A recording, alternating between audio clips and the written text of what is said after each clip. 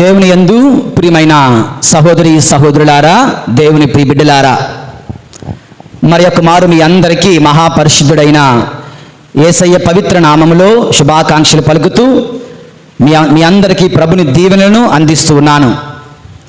ఈనాటి వాక్య ధ్యానాంశమునకు మిమ్ము ప్రేమతో ఆహ్వానిస్తూ ఉన్నాను. ఒకరోజు నీ ఇంటికి ఒక కాల్ లెటర్ వచ్చింది అనుకుందాం. పోస్ట్ మ్యాన్ వచ్చి ఒక కాల్ లెటర్ ఇచ్చాడు. అది ఓపెన్ చేసి చూస్తే అందులో చక్కటి మాటలు రాయబడ్డా. ఏమని? You are selected for Indian Army అని ఉన్నది. ఓకే, నువ్వు భారతదేశ జవానుగా సెలెక్ట్ అయ్యావు, పలానా తారీఖున వచ్చి ఉద్యోగంలో జాయిన్ అవ్వచ్చు ఉన్నదనుకో. నీ యొక్క ఫీలింగ్ ఏంటి? ఒక్కసారిగా ఎగిరి గంతులేస్తాం. నా పంట పండింది, నా ప్రార్థనలు ఫలించాయి, నా కల నెరవేరింది అంటూ ఎంతో సంతోషిస్తాం. జీవితం ధన్యమైపోయింది అన్న ఫీలింగ్ మనకు కలుగుతుంది. దేవుని యందు ప్రియులారా, అది నీకు. ఇప్పుడు నీ పొరుగు వాడికి, నీ ఎదురింటి వాడికి కూడా ఒక కాల్ లెటర్ వచ్చింది. వాడు కూడా అది ఓపెన్ చేసి చూస్తే you are selected for State Bank of India bank మేనేజర్గా సెలెక్ట్ అయ్యావు అని వచ్చింది. వాడి ఫీలింగ్ ఏంటి? నీకు అపాయింట్మెంట్ వస్తే, నీకు ఉద్యోగం వస్తే నువ్వు ఎలాగైతే సంతోషిస్తావో వాడు కూడా, పొరుగువాడు కూడా ఇంత ప్రభుత్వం నడిపిస్తున్నటువంటి బ్యాంకులో ఉద్యోగం అంటే అది ఎంతో పెట్టి పుట్టి పుట్టాలా ఏదంటారు కదా, పెట్టి పుట్టాలి కనుక చాలా అదృష్టవంతుణ్ణి అంటూ అతను కూడా ఎంతో సంతోషిస్తాడు. దేవుని యందు ప్రియమైన సహోదరి సహోదరులారా, ఇక మూడవది, ఈ లోకంలో నువ్వైపోయా, నీ పొరుగువాడు అయిపోయాడు. ఇంక ఎవడైనా కానీ, ఈ లోకంలో ఎవడైనా కానీ ఒక కాల్ లెటర్ వచ్చింది అతనికి. అతను ఓపెన్ చేసి చూశాడు. అందులో అతనికి you are appointed as a government teacher in that ZPP school అని వచ్చింది అనుకుందాం. వాడి యొక్క ఫీలింగ్ ఏంటి? వాడు కూడా ఎంతో సంతోషిస్తాడు. దీని అర్థం ఏంటంటే, ఈ లోకంలో నువ్వు కావచ్చు, నేను కావచ్చు, పొరుగువాడు కావచ్చు, ఎవడైనా కావచ్చు కాక ఒక చక్కటి ఉద్యోగానికి ఒక కాల్ లెటర్, ఒక పిలుపు వచ్చింది అంటే మన ఆనందానికి అవధులు ఉండవు. ఇలా ఈ లోకంలో ఏ ఉద్యోగానికైనా కాల్ లెటర్ వస్తే, పిలుపు వస్తే ఆనందానికి అవధులు లేవు కదా. అదేవిధంగా దేవుని యందు ప్రియమైన సహోదరి సహోదరులారా, మరి దైవ సేవకుల సంగతి ఏంటి? దైవ సేవకుల విషయంలో ఇటువంటి ఆనందాన్ని వ్యక్తపరుస్తున్నారా? చూస్తే this is not the same in the life of ministers of God. దేవుని సేవకులైతే ఈ విధంగా సంతోషించరేమో. దేవుడు కాల్ లెటర్ పంపిస్తే you are selected to be a prophet, నువ్వు ప్రవక్తగా, నువ్వు గురువుగా, నువ్వు యాజకుడిగా, నువ్వు అభిషిక్తుడిగా నువ్వు ఉండాలి, నేను నీకు ఉద్యోగం ఇస్తున్నాను అని దేవుడు నాలాంటి వాడిని అడిగితే మరి మా ఫీలింగ్స్ ఏంటి? ఏముంటాయి చెప్పండి? ఎగిరి గంతేస్తామా? ఎగిరి గంతెయ్యం. చచ్చేవరా దేవుడా అనుకుంటాం, నిరాశ పడుతున్నాం, వంకలు డొంకలు వెతుకుతూ ఉంటాం. ఇది బైబిల్లో మనకు కనిపిస్తూ ఉంది. మోషే అనేవాడు ఉన్నాడు. తాను తన గొర్రెలను మామగారు యిత్రో యొక్క గొర్రెలు మేపుకుంటున్నాడు. అతనికి దేవుడు కాల్ లెటర్ పంపిస్తున్నాడు. మండుచున్న పొదలో నుంచి you are called, you are selected, నీవు హెబ్రేయ ప్రజలను వాగ్దాత భూమికి నడిపించడానికి ఎన్నుకోబడ్డావు అంటే ఏమన్నాడు? ఎగిరి గంతులేశాడా? ఏమన్నాడు మోషే? అయ్యా, నేను నెత్తివాడిని, నాకు మాట్లాడడం రాదు, మాట్లాడితే నెత్తి వచ్చేస్తుంది, నన్ను వదిలేరా దేవుడు అని దండం పెడతానన్నాడు.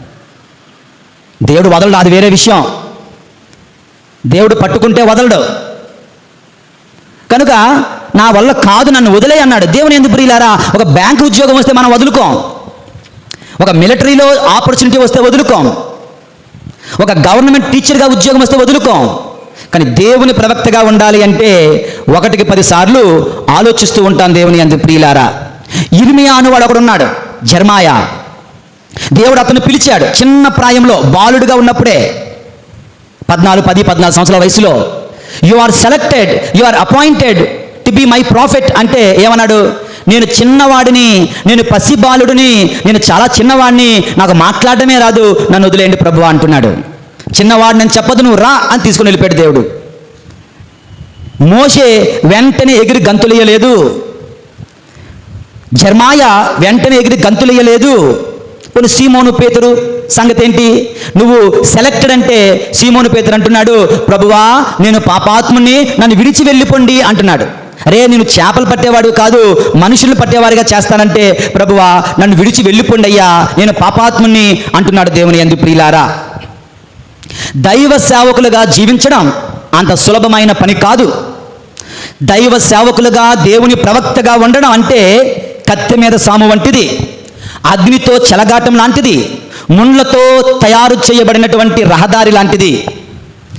దేవుని ప్రవక్తలు, దేవుని యొక్క సేవకులు, దేవుని యాజకులు తరచుగా తిరస్కరణకు గురి అవుతారు. తిరస్కరణకు గురి అవుతారు. మన కుటుంబాలలో ఒక భార్యకు ఒక భర్త, ఒక భర్తకు ఒక భార్య. కానీ గురువుకు మాత్రం చాలామంది భర్తలు, మనకు మళ్ళీ మొగుళ్ళు అంటారు కదా. దేవుని యందు ప్రియులారా, దైవ సేవకులను ప్రతి ఒక్కడు వేలెత్తి చూపడమే. దైవ సేవకులు ప్రతి ఒక్కడు విమర్శించేవాడే. వాడికి బైబిల్ చదవడం రాకపోయినా, వాడికి అంటే ఏమీ రాకపోయినా ప్రతి ఒక్కడు కూడా గురువులను విమర్శించేవాడే, దైవ సేవకులను విమర్శించేవాడే, దైవ సేవకుల్లో తప్పులు వెతికేవాడే. దైవ సేవకుల జీవితం తిరస్కరణకు గురి అవుతుంది అంటూ ఈనాటి మొదటి పఠనం, ఈనాటి రెండవ పఠనం, ఈనాటి సువిశేష పఠనం తెలియచేస్తుంది దేవుని యందు. ప్రియులారా, నన్నేం చేయమంటారు? ఈరోజు పఠనం అలా వచ్చింది, చెప్పడం నాకు ఇష్టం లేదు, కానీ తప్పదే. దేవుని యందు ప్రియులారా, ఇర్మియా అన్న వాడికి మాట్లాడడానికి ఇష్టం ఉండేది కాదు, ప్రభు అతను తోసేస్తూ ఉండేవాడు, నువ్వు మాట్లాడు, నువ్వు మాట్లాడు, నువ్వు మాట్లాడని. అందుకే ఒకనొక సమయంలో మన వాడికి బాగా కోపం వచ్చి, చెడితిని కదా ప్రభువా, నువ్వు నన్ను చెరిచితివి, you abused me, you raped me అంటాడు ఇంకో మాటలు చెప్పాలంటే. ఎందుకంటే నేను వద్దు అనుకున్న దాన్ని నా చేత మాట చేయిస్తున్నావు, నేను మాట్లాడను అంటే మాట్లాడిస్తావు, నా చేత నన్ను తిట్లు గాయిస్తావు అంటూ మరొక సందర్భంలో యెర్మయా బాధపడతాడు. దేవుని యందు ప్రియమైన సహోదరి సహోదరులారా, యెహెజ్కేలు తిరస్కరింపబడ్డాడు ప్రజల చేత.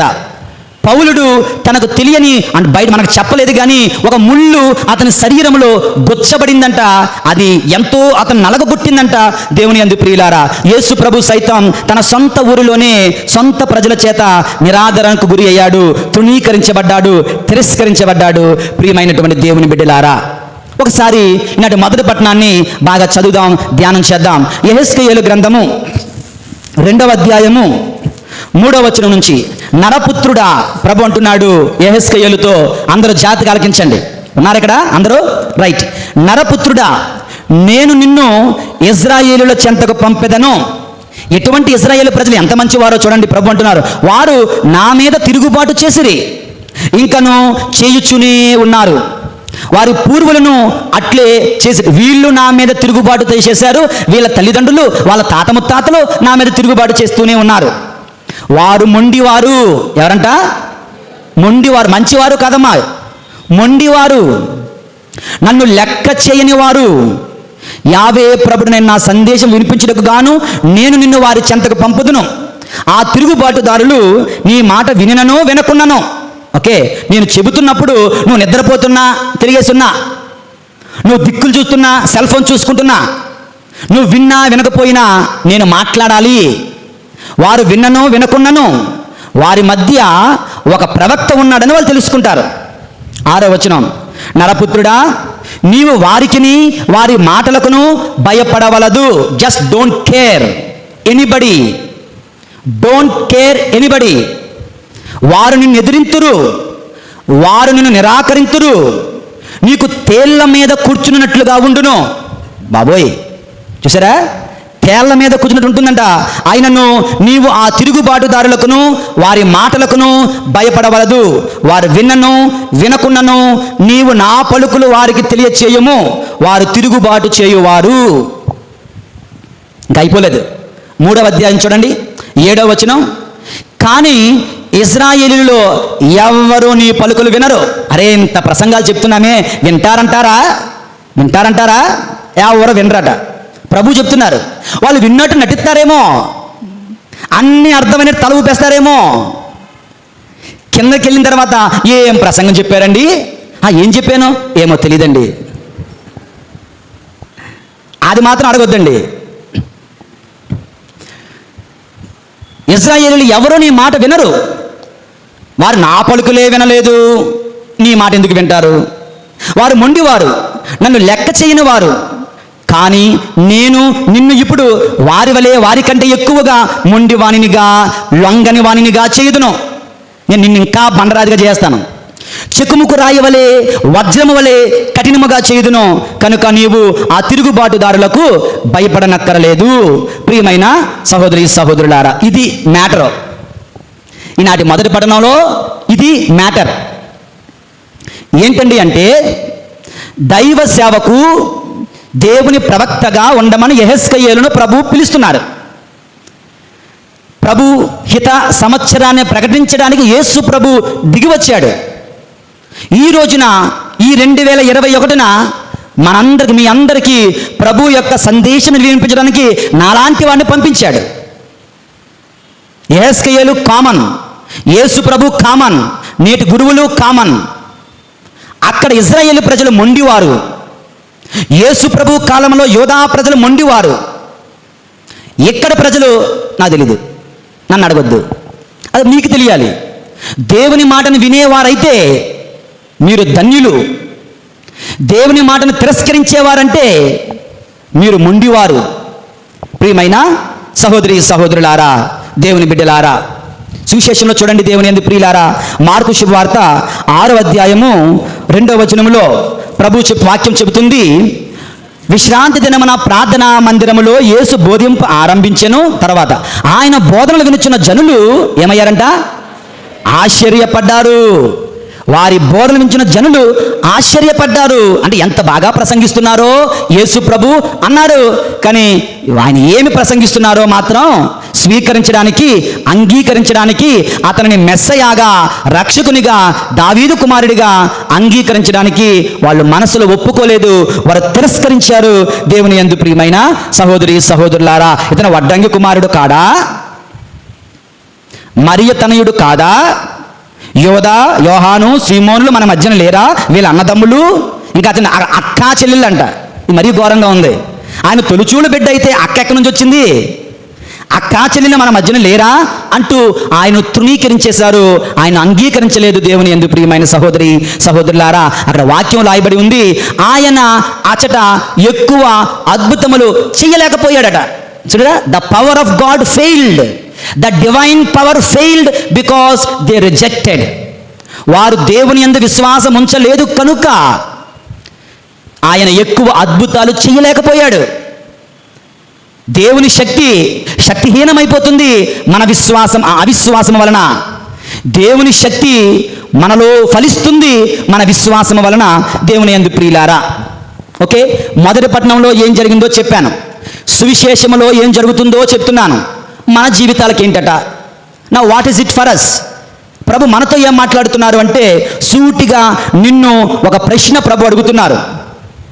Are you in the group of those rebellious people or not?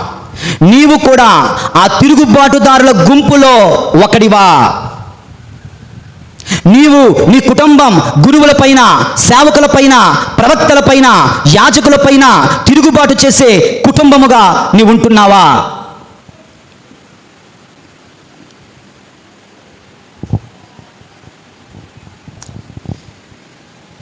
మనకంటూ ఏమీ తెలియకపోయినా, మనము విశ్వాస జీవితంలో, ఆత్మీయ జీవితంలో సున్నా అయినప్పటికీ కూడా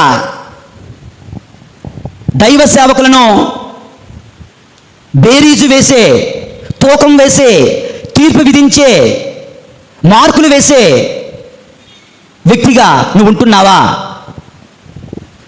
న్యాయము తీర్చుట నా పని, అది మీ పని కాదు. నువ్వు బ్యాంకులో ఒక పని ఉంది, ఇంకొకటి వచ్చి నీ పని చేస్తే నీకు ఎలా ఉంటుంది? నువ్వెవడవయ్యా నా పని చేయడానికి అంటామా లేదా? నువ్వు ఒక టీచర్వి, ఒక క్లాసులో నువ్వే పాఠాలు చెప్పాలి, నిన్ను తోసేసి ఇంకొకటి ఎవడో వచ్చి నువ్వు లేనప్పుడు వాడు ఇష్టాసారం చేస్తుంటే నువ్వెవడో నా స్కూల్లో పని చేయడానికి అంటామా లేదా? న్యాయము తీర్పు తీర్చుట ప్రభు పని అయినప్పుడు నువ్వెవడవయ్యా, నువ్వెవరు, నేనెవరు ఒకరికి తీర్పు విధించడానికి? ఒకరిని న్యాయ తీర్పు విధించడానికి, ఒకరిని మంచివారు చెడ్డవారని లెక్క వేయడానికి. జాగ్రత్త సుమా, నజరేతులో ఏం జరిగిందో చూడండి. యేసు వారి అవిశ్వాసమునకు ఆశ్చర్యపడి ఏం చేశారంట? అక్కడి నుంచి వెళ్ళిపోయారు. ప్రభు నిన్ను వదిలి వెళ్ళిపోతున్నారా? ప్రభు నిన్ను, నీ కుటుంబాన్ని విడిచిపెట్టేస్తే నీకు దిక్కెవరు? ఆ శాంతి కాముడు నిన్ను విడిచిపెట్టి వెళ్ళిపోతే నీ కుటుంబంలో శాంతి ఉంటుందా? సమస్తాన్ని కాపుదల చేసే ఆ ప్రభు నీ కుటుంబాన్ని నిన్ను వదిలి వెళ్ళిపోతే నీకు రక్షణ ఎవడు? నిన్ను కాచేది ఎవడు? నిన్ను కాపాడేది ఎవడు? దేవుని యందు ప్రియులారా, are you in that rebellious group? దేవునిని తిరస్కరించే, తృణీకరించే వారి సమూహములో, గుంపులో నీవు, నీ కుటుంబము ఉన్నదేమో పరిశీలించి చూసుకోమని ఈ రోజున ప్రభు మనకు తెలియచేస్తున్నారు. దేవుని యందు ప్రియులారా, ఇక్కడ బైబిల్ చదువుతున్నప్పుడు ఒక మాట నన్ను ఆలోచింపచేసింది. ఏంటండి అంటే ఆశ్చర్యపడి అన్న చిన్న మాట. ఆశ్చర్యపడడం. ఆ సంత ప్రజలు యేసు ప్రభు ప్రార్థనా మందిరంలో బైబిల్ చదివి ప్రసంగిస్తుంటే ఆశ్చర్యపడ్డారంట. ఆశ్చర్యపడిన వారు ఏం చేయాలి? ఆ ప్రభుని స్వీకరించాలి కదా. అబ్బా ఎంత బాగా అన్నవాడు అతను ఇష్టపడాలా లేదా? అబ్బా ఎంత బాగా చెప్పాడు అంటారు. అదే వ్యక్తిని ద్వేషిస్తున్నారు నజరేతు వాసులు. దేవుని యందు ప్రియులారా, ఆశ్చర్యపడ్డారు కానీ అంగీకరించలేకపోయారు. తర్వాత ఆశ్చర్యం, ఇదే సువార్తలో ఉంది, యేసు ప్రభు ఆశ్చర్యపోయాడట. ఎందుకు ఆశ్చర్యపోయాడు? వారి యొక్క అవిశ్వాసాన్ని చూసి. ప్రభు అనేక సందర్భాలలో ఆశ్చర్యానికి గురయ్యారండోయ్. ఎప్పుడెప్పుడు? నంబర్ 1, శతాధిపతి ప్రభు దగ్గరికి వచ్చాడు. ప్రభువా, నా సేవకుడు ఎలాగున్నాడు? రోగిగా ఉన్నాడు, నా సేవకుని స్వస్థపరచండి అంటే మత్తయి సువార్తలో మనం చూస్తున్నాం. ప్రభు అంటారు, సరే నేను నీ ఇంటికి వచ్చి స్వస్థపరుస్తాను అంటే ఆయన అంటాడు, ప్రభువా నీవు నా ఇంటికి వచ్చుటకు నేను యోగ్యుడను కాదు. మరి ఏం చేయమంటావు? నీ సేవకుడా రోగంతో ఉన్నాడు, నన్నా ప్రార్థన చేశావు, మరి ఇంటికి వస్తానంటే రావద్దు అంటున్నావు, ఏం చేయమంటావు? ప్రభువా నువ్వు ఒక్క మాట పలికినా చాలును, ఎక్కడో దూరంగా ఉన్న నా సేవకుడు స్వస్థత పొందుతాడు. అతను ఎవడుట? రోమీయుడు, శతాధిపతి, అన్యుడు, యూదుడు కాదు, యేసు ప్రభు మతము కాదు, యేసు ప్రభు కులము కాదు, జాతి కాదు. అయినా యేసు ప్రభుని యందు అతని యొక్క విశ్వాసము ఎంత గొప్పదో దేవుని యందు ప్రియులారా. యేసు ప్రభు అంటున్నాడు, ఎంత గొప్ప విశ్వాసం నేను ఇజ్రాయేలులో చూడగలనా? ఆశ్చర్యపోయాడు. నంబర్ 2, ఇంకా యేసు ప్రభు ఎప్పుడు ఎక్కడ ఆశ్చర్యపోయాడు? ఒక స్త్రీ వచ్చింది ప్రభు దగ్గరికి. ప్రభువా నా కుమార్తె అనారోగ్యంతో ఉంది ప్రభువా. ప్రభు పట్టించుకోలే.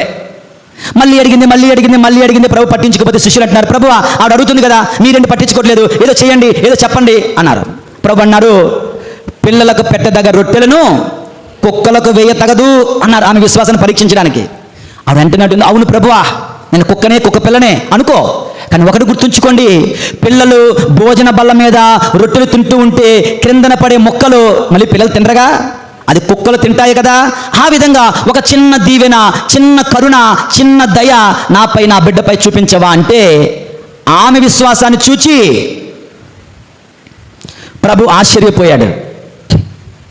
దేవుని యందు ప్రియులారా, ప్రభు ఆశ్చర్యపోయిన సందర్భాలు పోయిన ఆదివారం మనం చూసాం. రక్తస్రావ రోగి, ఆమె ప్రార్థన చేయలేదు అసలు. మనసులో ఎక్కడో ప్రార్థన, బయటికి ప్రార్థన చేయలే. ఎక్కడో గుంపులో గోవిందలాగా వచ్చింది. గుంపులో వచ్చి ప్రభు అంగి అంచు తాకితే చాలు అనుకుంది. ప్రభు అంగి అంచు తాకింది, రక్తస్రావం తొలగిపోయింది. ప్రభు శరీరం నుంచి రక్త శక్తి ప్రవహించింది. ప్రభు ఆమె విశ్వాసానికి ఆశ్చర్యపోతున్నారు ప్రియమైన సహోదరి సహోదరులారా. ఇక 4వసారి ప్రభు ఆశ్చర్యపోవడం ఎప్పుడో తెలుసా? అవిశ్వాసాన్ని చూసి, తన సొంత ప్రజల అవిశ్వాసాన్ని చూచి ప్రభు ఆశ్చర్యపోయారంట. అంటే మనము మంచిని చూచి ఆశ్చర్యపోతాం, చెడును చూచి ఆశ్చర్యపోతుంటాం. సోను సూద్ ఒక విలన్ సినిమాల్లో, ఒక్కడే భారతదేశం యావత్తు ఆయన చేస్తున్న దాన ధర్మాలను చూసి ప్రపంచం ఆశ్చర్యపోతుంది. అవునా కదా? ఎంత మంచితనం, ఎంత కారుణ్యం, ఎంత దయాగుణం. ఒక్కడే. ఇంకో ప్రక్క అంబానీలు, టాటా బిర్లాలు, ఇలా ఎంతమంది హీరోలు, సూపర్ స్టార్లు, మెగాస్టార్లు, పవర్ స్టార్లు, రెబల్ స్టార్లు, ఏ స్టార్ అన్నా ఎవడెవరికి వెళ్ళిపోతుంది తెచ్చిన గొడవ. ఓకే, మరి వీళ్ళందరూ ఏమయ్యారు? ఒక్కొక్క సినిమాకి లక్షలు కోట్లు తీసుకుంటున్న వీళ్ళందరూ ఏమయ్యారు? ఒక విలన్ ఏమయ్యాడు అంటే మనందరం ఆశ్చర్యపోతున్నాం. మంచికి ఆశ్చర్యపోతాం, చెడుకి ఆశ్చర్యపోతున్నాం. ప్రభు వారి విశ్వాసాన్ని చూచి ఆశ్చర్యపోయాడు. ప్రభు నజరేతు వాసుల అవిశ్వాసాన్ని చూచి ఆశ్చర్యపోయాడు. నీవు ప్రభుని ఆశ్చర్యపరచుదాం. మంచిని చేసి మంచి విశ్వాసమును ప్రదర్శించి దేవుని యందు ప్రియమైన సహోదరి సహోదరులారా, మన కఠినత్వాన్ని చూచి, మన పాప జీవితాన్ని చూచి, మన తిరుగుబాటు మనస్తత్వాలను చూచి ప్రభు ఆశ్చర్యపడేలా మనం జీవించరాదు. దేవుని యందు ప్రియులారా, దైవ సేవకుల పట్ల, ప్రవక్తల పట్ల, యాజకుల పట్ల మరింత బాధ్యతను, ప్రేమను కలిగి జీవించాలి. వీలైతే మేలు చేయండి, లేకుంటే ఊరకుండండి. If at all you want to speak good, otherwise shut up your dirty mouths. మాట్లాడే ఉద్దేశం ఉంటే మంచిని మాట్లాడండి. మంచిని మాట్లాడే ఉద్దేశం లేదా నోరు మూసుకొని ఊరకుండండి. దేవుని యందు ప్రియమైన సహోదరి సహోదరులారా, దైవ సేవకులను తీర్పు విధించకండి. వారి యొక్క జీవితాలకు, వారి యొక్క సేవకు మీరు అడ్డు రాకండి. ఇష్టముందా, విశ్వాసం ఉందా, దేవుడు కావాలా, కమ్ అండ్ హెల్ప్. ఇష్టం లేదా, అవిశ్వాసంగా ఉంటున్నావా, దేవుడి యొక్క అవసరం లేదా, shut up and get out. దేవుని యందు ప్రియమైన సహోదరి సహోదరులారా, లేదు నాకు ఇష్టం లేదు, నాకు విశ్వాసం లేదు, కానీ నేను వస్తాను, నేను డిస్టర్బ్ చేస్తాను, నేను నాశనం చేస్తాను, నేను నాన్సెన్స్ చేస్తాను, న్యూసెన్స్ చేస్తాను అంటున్నావా? అదిగో యెహెజ్కేలు కాలంలో ఆ ప్రజలు ఏ విధముగా భయంకరమైన బానిసత్వాలకు గురయ్యారో అటువంటి దిక్కుమాలిన చావులు మన సొంతమవుతున్నాయి. దేవుని యందు ప్రియులారా, జాగ్రత్త సుమా. యేసు ప్రభుని అప్పగించిన గురుద్రోహి గతి ఏమైంది? ఏమైంది చెప్పండరా గట్టిగా. ఉరేసుకొని చచ్చాడు. అందరూ అంటారు అతను మనస్తాపముతో ఉరేసుకొని చచ్చాడు. తప్పు. అతను మనస్తాపముతో ఉరేసుకొని చావలేదు. అతని జీవితంలో శాంతిని కోల్పోయాడు. శాంతి దాతను మరణానికి గురి చేశాడు. కనుక శాంతి లేని జీవితాలు, శాపగ్రస్తమైన జీవితాలు, వాళ్ళు ఎక్కడ ఉన్నా దే కెనాట్ బి హ్యాపీ. వాళ్ళు అనుకుంటారు మందు తాగితే సంతోషం కలుగుతుంది. మందు తాగుతావు, సంతోషం కలగదు. వ్యభిచారం చేస్తే సంతోషం కలదు అనుకుంటావు, వ్యభిచారం చేస్తావు, సంతోషం కలగదు. బాగా తింటే సంతోషం కలదు అనుకుంటావు, బాగా తింటావు, సంతోషం శాంతి ఉండదు. ఫ్రెండ్షిప్లు చేస్తే, గ్రూపులు కడితే సంతోషం ఉంటుంది అనుకుంటున్నావు, నువ్వు చేస్తావు, నీకు సంతోషం ఉండదు. ఎందుకంటే శాంతిదాతకు వ్యతిరేకముగా నీ మాటలు, నీ పనులు, నీ జీవితం వెళ్తుంది. కనుక యెహెజ్కేలు కాలంలో ఆ ప్రవక్తపై తిరగబడిన వాడి యొక్క చావు దిక్కుమాలిన చావు అయింది. యేసు ప్రభు కాలంలో యేసు ప్రభు గురుద్రోహానికి గురి చేసిన యోధా ఇస్కారియోతు, రోమియులు, యూదుల జీవితాలు దిక్కుమాలిన చావులయ్యాయి. మా జీవితాలలో కూడా దేవుని యందు ప్రియులారా, శాపాలలో గ్రేడ్ వేస్తే దీన్ని మించిన శాపం మరి ఒకటి లేదు. ఎందుకంటే దేవుని మీద తిరుగుబాటు చేయడమే. ఒక ఉదాహరణ చెప్పి ఈ మొదటి అంశాన్ని ముగిస్తాను. ఒక వ్యక్తి, ఒక రాజు మరొక రాజ్యానికి రాయబారం పంపాడు. అంటే ఏంటి? తన దూతను పంపిస్తాడు, అంబాసిడర్ని పంపిస్తాడు, రాయబారిని. వాళ్ళు ఏం చేశారు? ఆ రాయబారిని పట్టుకొని చంపేశారు. ఇప్పుడు ఏమవుతుంది?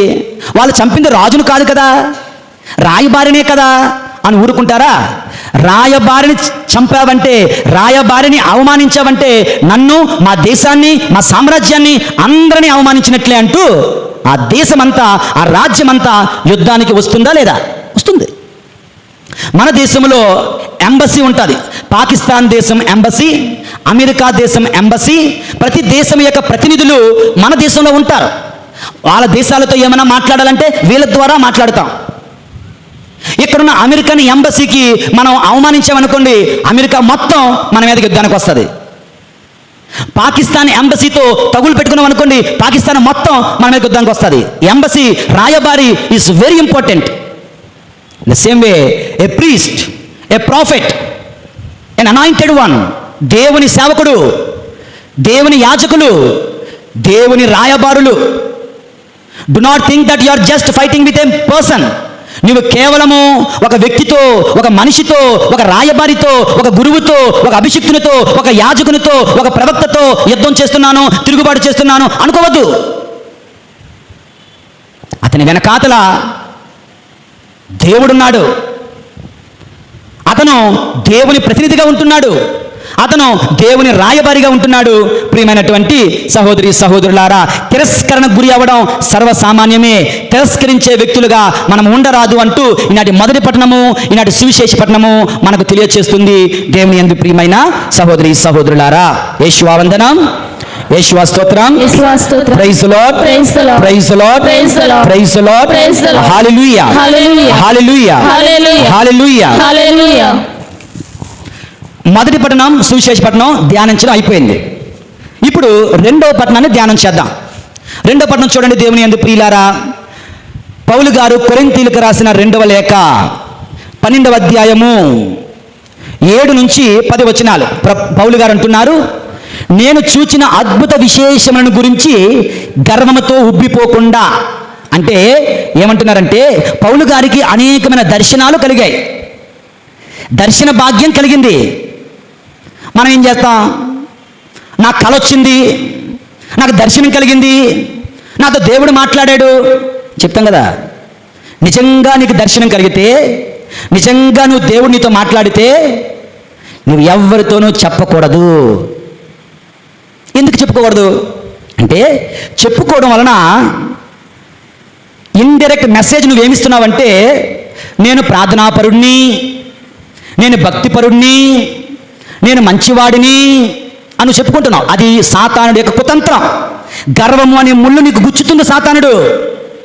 In the name of God, in the name of prayer, in the name of visions we canonize our selves. మనల్ని మనం పునీతులు చేసేసుకుంటున్నాం. నిజంగా నీకు దర్శనం కలిగితే ఎవరికి చెప్పకూడదు. సైలెంట్గా ప్రార్థన చేయడం మాత్రమే మన బాధ్యత. కేవలం పాప సంకీర్తనలో గురువుకు మాత్రమే చెబుతాం, అందరికి చెప్పుకోం. ఇక్కడ పౌలు గారు చూడండి, అక్కడ 12వ అధ్యాయం 1వ వచనం పైన హెడ్డింగ్ ఉంటుంది, పౌలు దర్శనములు. అవునా? పౌలు గారు అనేకమైన దర్శనాలు పొందుకున్నారు. కానీ ఆయన గర్వపడకుండా, గర్విష్టిగా ఉండకుండా ఉండాలనుకుంటున్నాడు. అందుకోసం ఒక ముళ్ళు ఆయన గుచ్చబడింది. 7వ వచనం, నేను చూచిన అద్భుత విశేషములు దర్శనముల గురించి గర్వముతో ఉబ్బిపోకుండా నా శరీరంలో ఒక ముళ్ళు గుచ్చబడింది. అది సైతాను దూతగా పనిచేసిన నలుగగొట్టి గర్వము లేకుండా చేయుచున్నది. దీనిని గురించి 3 సార్లు ప్రభునికి మనవి చేసి తిని, ఆ ముళ్ళు తీసేయి ప్రభువా, ఆ ముళ్ళు తీసేయి ప్రభువా, ఆ కష్టాన్ని తీసేయి ప్రభువా, ఆ బాధను తీసేయి ప్రభువా అని దానిని తొలగింపవాలని ప్రార్థన చేశాను. 9వ వచనం, అందుకంటున్నాడు ప్రభు, నా కృప నీకు చాలును, బలహీనత యందు నా శక్తి పరిపూర్ణమగుచున్నది అని యేసు ప్రభు నాతో చెప్పాడే కానీ ఆ ముళ్ళు మాత్రం తీయలేదు, కష్టాన్ని తొలగించలేదు. కాగా క్రీస్తు శక్తి నా మీద నిలిచి ఉన్న నిమిత్తము విశేషముగా నా బలహీనతల యందే నేను గర్వింతును. క్రీస్తు కొరకైన బలహీనతలు, అవమానములు, కష్టములు, హింసలు, బాధలు నాకు తృప్తినే కలిగించుచున్నవి. ఎలయనా నేను ఎప్పుడు బలహీనుడనో అప్పుడు బలవంతుడను. 2 విషయాలు. నా శరీరంలో ఒక ముళ్ళు గుచ్చబడినది, అది సైతాను దూతగా పనిచేయుచున్నది, నన్ను నలుగుగొట్టుచున్నది. గర్వపడకుండా నన్ను కాపాడుతుంది. గర్వము అనే పాపములో పడిపోకుండా ఈ ముళ్ళు, ఏ థార్న్ ఇన్ ద ఫ్లెష్, నన్ను కాపాడుతుంది. తర్వాత వచనం, నేను ఎప్పుడు బలహీనుడనో అప్పుడు బలవంతుడు. దేవుని యందు ప్రియులారా, ఆ ముళ్ళు గురించి ధ్యానం చేద్దాం. ఏంటి ఆ ముళ్ళు? పౌలు గారు ముళ్ళు అన్నారే కానీ ఏంటో ఆ ముళ్ళు మనకు చెప్పలేదు.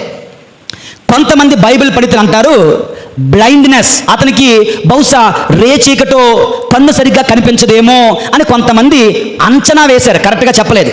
దానికి ఒక వాక్యం ఆధారం ఉంది. గలతీయులకు 6:11లో ఆయన పెద్ద అక్షరాలు రాయి అంటారు కనుక సరిగ్గా కళ్ళు కనిపించట్లేదేమో, నాకు చక్కటి దృష్టినివ్వు ప్రభు అని ప్రభు ప్రార్థన చేశాడేమో పౌలు అంటారు. అది అవ్వచ్చు, అవ్వకపోవచ్చు. 2 స్టిగ్మాత, హింస, ప్రభు యేసు పంచగాయాలు అతనుకున్నాయి అని కొంతమంది విశ్వసిస్తారు. ఎందుకంటే గలతీయులు 6:17లో క్రీస్తు గుర్తులు నా శరీరం మీద నాకు కలిగి ఉన్నాయని చెప్తాడు ఆయన. అంటే స్టిగ్మాత, పంచగాయాలు ఆయనకు వచ్చాయేమో, అందులోంచి రక్తం కారుతుందేమో, ఆ నొప్పిని భరించలేకపోతున్నాడేమో, బయటికి ఎవరికి చెప్పకుండా జీవిస్తున్నాడేమో అని కొంతమంది ఆ ముళ్ళుగా భావించారు. కొంతమంది పర్సిక్యూషన్స్, అనగా ఎక్కడికి వెళ్తే అక్కడ కొరడాలతో కొట్టడం, రాళ్లతో కొట్టడం, ఓడ పగిలిపోవడం, నీటిలో ఉండడం, చెరసాలలో ఉండడం, శత్రువులు మాయ చేయడం, ఈ విధంగా అతనికి నానా హింసలు పెట్టారు కనుక ఆ కష్టాలే ఆ ముళ్ళు అనిగా ఆయన భావించాడేమో. కొంతమంది అంటారు ఏ సిన్ఫుల్ ఇన్క్లినేషన్, ఎంత పునీతులైనా వాళ్ళకు కూడా మనుషులే, వాళ్ళలో కూడా ఎంతో అంత కాముకత్వం, మోహత్వం, చెడు ఆలోచనలు, చెడు తలంపులు వచ్చాయేమో. ఆ చెడు తలంపులు రావడం వలన ఆయన ప్రభుని ప్రార్థన చేసి అవి నన్ను తీసివేయండి ప్రభు అని ప్రార్థన చేశారేమో అంటూ కొంతమంది అంచనా వేస్తున్నారు. ఇలా ఆ ముళ్ళు గురించి నానా ప్రజలు రకరకాలుగా మాట్లాడుకుంటారు. ఏదేమైనప్పటికీ ఆ శరీరంలో గుచ్చబడిన ఆ ముళ్ళు, ఆ కష్టం కారణంగా పౌలు అనే భక్తుడు మరింతగా ప్రభుని అంటిపెట్టుకుని ఉన్నాడు.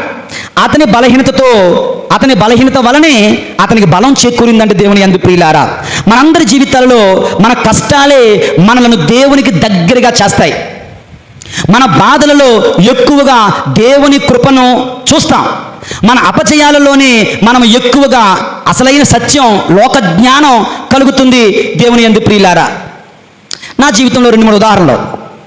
ఒకటి, చాలామంది నా యొక్క తోటి గురువులు, ఫ్రెండ్స్, వాళ్ళు వీళ్ళు అంటుండేవారు ఏమనంటే, రే బాబు నీకు కొంచెం పాటలు పాడడం వచ్చుంటేనా నీకు ఇంక తిరుగు లేకపోను, స్వరజ్ఞానం ఉండి పాటలు కానీ బాగా పాడగలిగితే, లేదంటే కీబోర్డ్ కొట్టడం, కాంగో కొట్టడం వచ్చినట్లయితే ఇక నీకు అడ్డు లేదు, నీకు తిరుగు లేదు అనేవారు. నాకు అది రాదు కనుక నాకేమీ రాదులే అని ఆ ప్రభుని దగ్గర అనుకువతో ఉన్నానేమో. అది కూడా వచ్చుంటే నాకెందుకు గురుత్వం, నేను బయటికి వెళ్ళిపోతానని ఎప్పుడో బయటికి వెళ్ళిపోయేవాడినేమో. నాకేదైతే లేదో దాని వలన నన్ను నేను తగ్గించుకొని ప్రభుని సన్నిధిలో నిలబడ్డాను అని నేను భావిస్తున్నాను దేవుని యందు ప్రియులారా. నాకు బాగా గుర్తు, నవ్వొద్దు దయచేసి. 2003లో సాలూరు గ్రామంలో నేను బ్రదర్గా పనిచేస్తున్నాను, బోర్డింగ్ పిల్లలకి ఇన్ఛార్జ్గా. ఇప్పుడు ఇంకా గుర్తుంది చూడండి. ఇంకా ఎవరో ఇంత 2-3 ఆడవాళ్ళే అనుకుంటాను, పెద్దవాళ్ళు, తల్లితో సమానులు అనమాట, వచ్చి నాతో ఇలాగ అన్నారు. ఏం తెలుసా, బ్రదర్ గారండి భలే తప్పు జరిగిపోయిందండి అన్నారు. ఏం తప్పు జరిగింది అన్నాను. మీరు కనుక ఒక 3 అంగుళాలు ఎత్తుంటే, ఓకే 3 అంగుళాలు 3-4 అంగుళాలు ఎత్తుంటే భలేగుంటారండి. ఎలాగుంటాను? అదే సినిమా హీరో పేరు చెప్పారు, చనిపోయాడు, ఊరేసుకుని చచ్చిపోయాడు, ఉదయకిరణ్ అట. ఓకే, ఉదయకిరణ్ లాగా ఉంటారండి. థ్యాంక్ గాడ్ పొట్టిగా ఉండడం వల్ల మంచిదైంది. ఎందుకని నన్ను ఎవడో చూడ్డు, నేను హాయిగా నా పని, నా గురుత్వ సేవలో నేను ముందుకు వెళ్ళొచ్చు. నేనే ఎత్తిగా ఉన్నాను, అందరూ నన్ను వెనక్కలాగితే నేను అక్కడ గురువుని అవుతాను. దేవుని యందు ప్రియమైన సహోదరి సహోదరులారా, జస్ట్ జోక్గా చెప్పాను, అర్థం అవ్వాలని చెప్పాను. చాలాసార్లు దేవుని యందు ప్రియులారా, విజయాలు కన్నా అపజయాలే మనకు మేలు చేస్తాయి. లాభాల కన్నా నష్టాలే మనల్ని క్రమశిక్షణలో పెడతాయి. ఆరోగ్యంలో కన్నా అనారోగ్యంలోనే దేవుని కృపను ఎక్కువగా పొందుకుంటాం. ప్రేమించబడినప్పుడు మన కళ్ళు ఏం కనిపించవండి. మనము దూషించబడినప్పుడు, మనము ద్వేషించబడినప్పుడు, మనము తిరస్కరించబడినప్పుడు లోకం అంటే ఏంటో, మనుషులంటే ఎవరో, మనుషులు ఎలాంటి వారో, ఎలా జీవిస్తూ ఉంటారో అన్న సత్యం, the true colour of one person will come out in our difficulties. మన కష్టాలలో మనుషుల యొక్క అసలు రంగులు, రూపాలు బయట కనబడతాయి. ఇది ప్రాడిగల్ సన్, తప్పిపోయిన కుమారుడి కథలో చూస్తున్నాం. తప్పిపోయిన కుమారుడి దగ్గర బోల్ డబ్బులు ఉన్నాయి. డబ్బులు ఉన్నప్పుడు ఫ్రెండ్స్ అందరూ ఉన్నారు. తండ్రి దగ్గరికి వెళ్ళి నా ఆస్తి నాకు ఇచ్చి అన్నాడు, తీసేసుకున్నాడు. ఫ్రెండ్స్తో వెళ్ళిపోయాడు, తిన్నాడు, తాగాడు, సుఖించాడు, జీవించాడు. డబ్బులన్నీ అయిపోయాయి, సుఖాలు పోయాయి, దుఃఖాలు వచ్చాయి. ఆ వెనక్కి తిరిగి చూస్తే ఒక్క ఫ్రెండ్ కూడా లేడు. ఎక్కడికి వెళ్ళాడు? పందుల దగ్గరికి వెళ్ళాడు. పందుల పొట్టు తింటూ, ఈ కష్టాన్ని అనుభవిస్తూ, నా తండ్రి ఎంత మంచివాడో, నా తండ్రి దగ్గర ఎంత పనివారున్నారో, వాళ్ళందరూ ఎంత కడుపు నిండా తింటున్నారో, నాకేంటి కర్మ అంటూ కళ్ళు జ్ఞానోదయం కలిగింది. అతని కష్టములో, అతని ఒంటరితనములో, అతను విడిచిపెట్టబడినప్పుడు, అతనికంటూ ఎవరు లేనప్పుడు దేవుని యందు ప్రియమైన సహోదరి సహోదరులారా, కనుక మన కష్టాలే మనకు అనేకం నేర్పుతాయి. మన బాధల్లో మనం ప్రభునికి మరింత అంటిపెట్టుకుని ఉండొచ్చు. మన బలహీనతల యందు మన ప్రభుని బలము సంపూర్ణమవుతుంది. నేను ఎప్పుడైతే బలహీనుడనో అప్పుడే బలవంతుడనో. ఒక తల్లికి 2 పిల్లలు ఉన్నారనుకుందాం. ఒక పిల్లవాడు ఆరోగ్యంగా ఉన్నాడు, ఆడెప్పుడు ఇంటి పట్టు ఉన్నాడు, ఎప్పుడు ఊరి మీద తిరుగుతూ ఉంటాడు. ఇంకో పిల్లవాడికి అంగవైకల్యం ఉంది, వాడేం చేస్తాడు? ఎప్పుడు అమ్మను అంటిపెట్టుకొని ఉంటాడు, అమ్మ ప్రేమను పొందుకుంటాడు. ఈ అంగవైకల్యమే బహుశా ఇతనిని తల్లి ప్రేమకు తండ్రి ప్రేమకు దగ్గర చేసింది. వాడికి అంగవైకల్యం లేకపోవడమే తల్లికి తండ్రికి దూరం చేసేసింది. కొన్నిసార్లు మన అనారోగ్యాల వలన మన దేవునికి సొంతం అవ్వచ్చు, మన కష్టాల వలన మన దేవునికి సొంతం అవ్వచ్చు, మన బాధల వలన మనం దేవుని అంటిపెట్టుకుని ఉండవచ్చు. ప్రియమైనటువంటి సహోదరి సహోదరులారా, దేవుని ప్రియబిడ్డలారా, అర్థమవుతుందా? కనుక ప్రతి కష్టము మన మంచికే అంటూ ప్రభుని అంటిపెట్టుకుని జీవించడానికి మనం ప్రయత్నం చేయాలి. ప్రియమైన సహోదరి, మీ అందరికీ చెప్పాను ఒక పాదు కథ. ఒక మహావృక్షం, ఒక పాదు ఒక అడవిలో ఉన్నాయి. పెద్ద వరద వచ్చింది, తుఫాను వచ్చింది, మొత్తం కొట్టుకెళ్ళిపోయాయి. అయిపోయిన తర్వాత చూడడానికి వెళ్తే ఆ అడవి మొత్తంలో రెండు ప్రాణాలతో ఉన్నాయి. ఒకటి మహాబలమైన వృక్షము, రెండవది అత్యంత బలహీనమైన ఒక చిన్న పాదు. ఇంత బలహీనమైన పాదు ఇంత పెనుగాలిని, తుఫానును, వరదను తట్టుకొని ఎలా నిలిచింది అని ఆలోచిస్తే, ఆ తుఫానులో, ఆ పెనుగాలుల్లో, ఆ వరదల్లో ఆ యొక్క పాదు, బలహీనమైన పాదు బలవంతుడైన మహావృక్షాన్ని గట్టిగా అంటిపెట్టుకుని ఉంది. కనుక వృక్షము చావలేదు, వృక్షాన్ని అంటిపెట్టుకుని ఉన్న పాదు చావలేదు. ఈ యొక్క కరోనా సంక్షోభంలో, ఈ లౌకిక జీవితంలో అనేక తుఫాన్లు మనల్ని వెంబడిస్తున్నాయి. మనం మహావృక్షమైన శిలువనాథుడు యేసు ప్రభుని అంటిపెట్టుకుని ఉన్న ఎడల ఏ తుఫాను మనల్ని మృంగివేయలేదు, ముంచివేయలేదు. దేవుని యందు ప్రియులారా, మనం ఎప్పుడైతే బలహీనులమో అప్పుడే బలవంతులము. ఎప్పుడైతే కష్టాల్లో ఉన్నావో అప్పుడే ఎక్కువగా ప్రార్థించి దేవుని చెంతకు రా. ప్రభు మనల్ని మరింతగా బలవంతులు చేస్తారు. దేవుని యందు ప్రియులారా, యేసువందనం, యేసువ స్తోత్రం. Praise the lord, praise the lord, praise the lord, praise the lord, praise the lord, praise the lord, praise the lord, praise the lord. ఈ రోజున రెండు అంశాలు ధ్యానం చేశాం. మొదటి పట్టణము సువిశేష పట్టణము ఒక ధ్యానాంశముగా, రెండవ పట్టణం మరొక ధ్యానాంశముగా సమ్మరీ చేసి ముగిస్తూ ఉన్నాను. మనము యెహెజ్కేలును ఇశ్రాయేలు ప్రజలు తిరస్కరించినట్లు మనము దేవుడిచ్చిన ప్రవక్తలను, గురువులను తిరస్కరిస్తున్నామా? అటువంటి గుంపులో మనం ఉన్నామా? అలాగైతే అటువంటి జీవితం మనం జీవించవద్దు. దేవుడు పంపిన గురువులను, యాజకులను, ప్రవక్తలను ప్రేమించి ఆదరించే వ్యక్తులుగా, క్రైస్తవులుగా మనం జీవించాలి. దేవుని యందు ప్రియులారా, ఇక రెండవదిగా మన బలహీనతలలో ప్రభుని బలము మనల్ని పరిపూర్ణ చేస్తుంది. ప్రతి బలహీనతలో మహాబలవంతుడైన ప్రభుని మరింత అంటిపెట్టుకుని జీవిద్దాం. పరిశుద్ధుడైన దేవుడు మనల్ని దీవింతురుగాక. పితా, పుత్ర, పరిశుద్ధాత్మ నామమున.